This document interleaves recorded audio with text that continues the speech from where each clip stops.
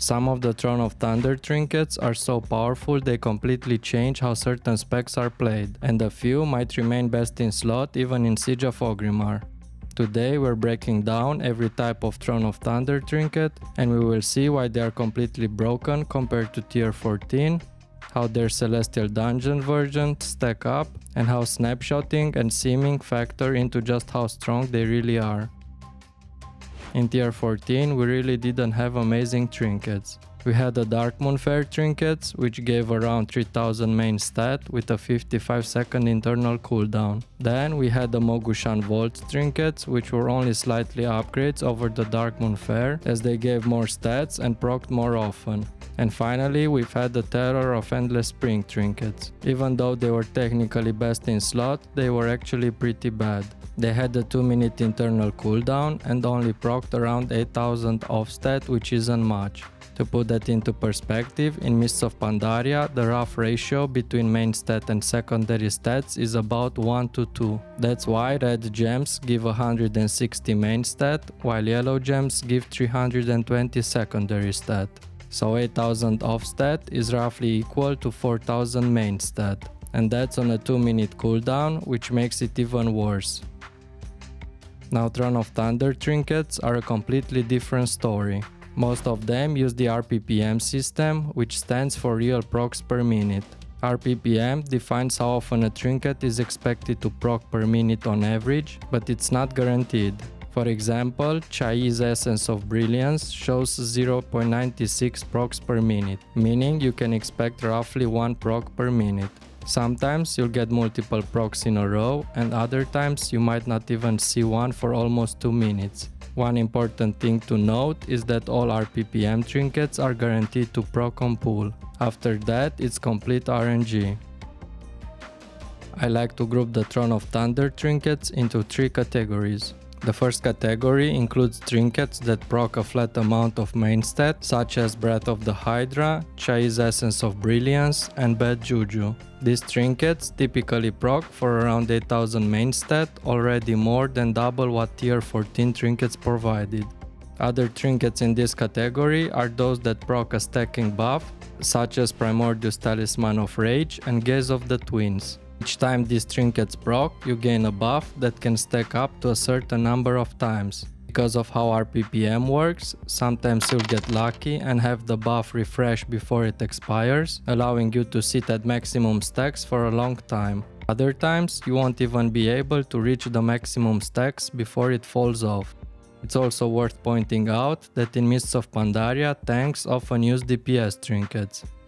Because Vengeance provides such a large amount of attack power, secondary stats like Crit, Mastery and Haste become extremely valuable for tanks. Trinkets like Gaze of the Twins and Talisman of Bloodlust are especially strong for strength and agility tanks respectively.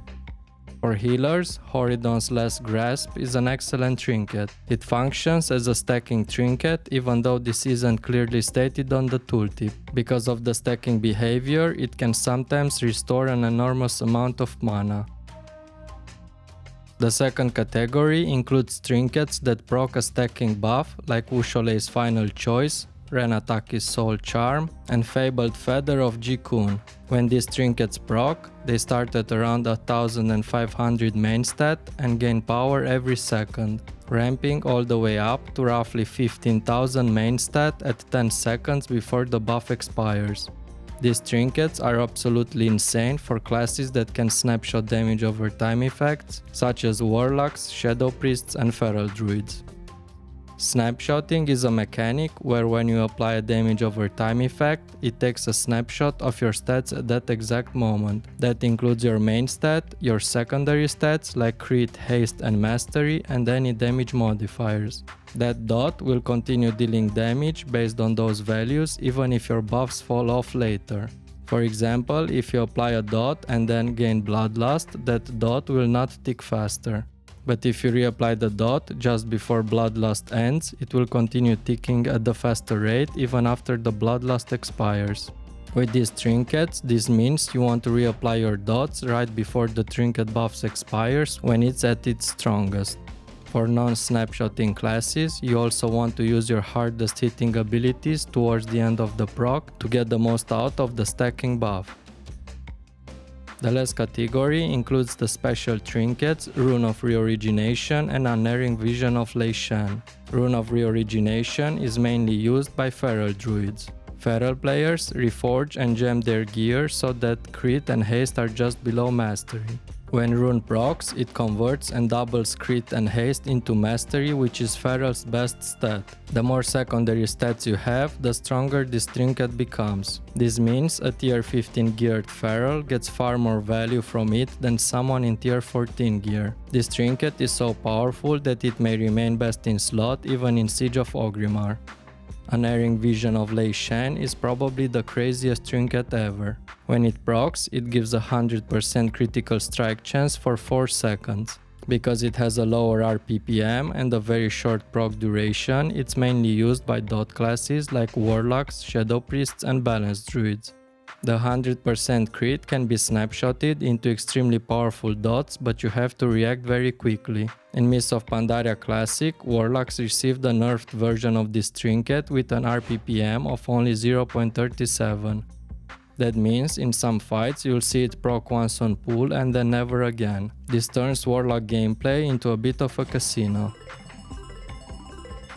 Unerring Vision of Lei Shen also has an especially strong interaction with Demonology. Doom generates a wild imp when it crits, and this trinket guarantees a 100% crit. On top of that, you can use the Glyph of Eternal Resolve, which increases Doom's duration to 2 minutes. This allows you to apply a massive, fully snapshotted Doom on pull that lasts for 2 minutes, deals insane damage and continuously generates wild imps.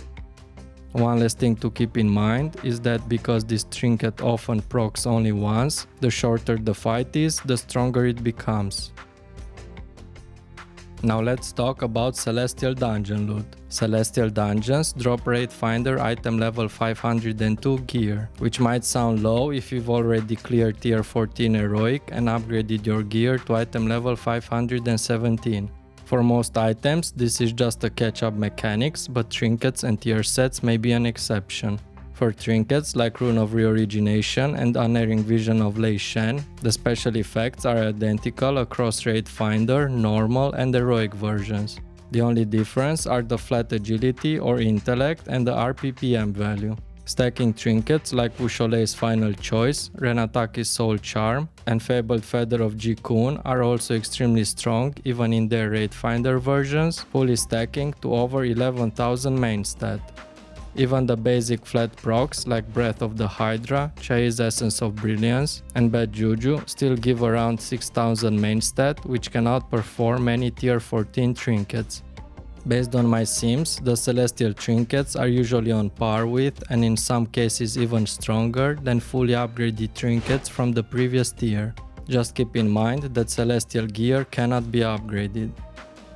Sometimes it's hard to tell what's actually an upgrade, and the best way to find out is to sim it. Just keep in mind that Mists of Pandaria classes are complex and simming isn't always 100% accurate, so it should be taken with a grain of salt. To sim your character, start by using the WoW Sims add-on to export your items. Open WoW Sims, select Generate Data and copy the output.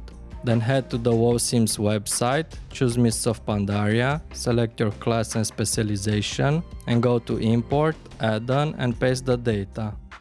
Run a simulation and save it as your baseline. From there you can swap items around, make sure everything is properly gemmed and enchanted, and run suggest reforges to correct your stats. For my Demonology Warlock, simply adding the Celestial versions of Wusholei's Final Choice and Unerring Vision of Lei Shen results in roughly a 10% damage increase, while the fully upgraded versions push that increase to around 15%.